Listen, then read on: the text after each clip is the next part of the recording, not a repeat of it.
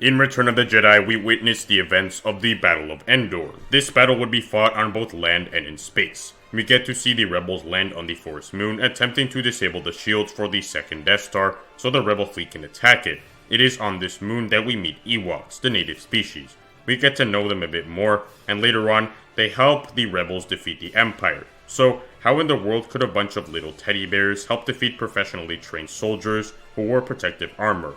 Well, there are a lot of reasons. One of the reasons Ewoks managed to defeat Stormtroopers was because they had knowledge of the land they were fighting on. As I mentioned earlier, Ewoks were the native species, so they knew the terrain by heart, while the Empire was just trying to figure things out. Another thing that ties into this is numbers. Think about it, if the Ewoks were the native species, then their entire species would be there where the battle was taking place. While the Empire only sent a handful of soldiers to the moon of Endor, the whole Ewok species was already there, ready to fight.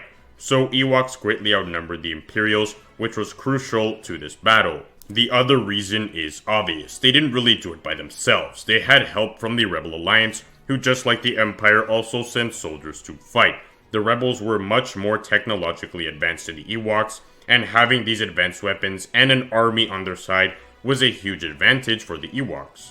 Another aspect that is really mentioned is that 𝐏𝐿, their god so to speak, was with the rebels. So the Ewoks must have felt some obligation to fight the Imperials and join the rebels to do it for their so-called god.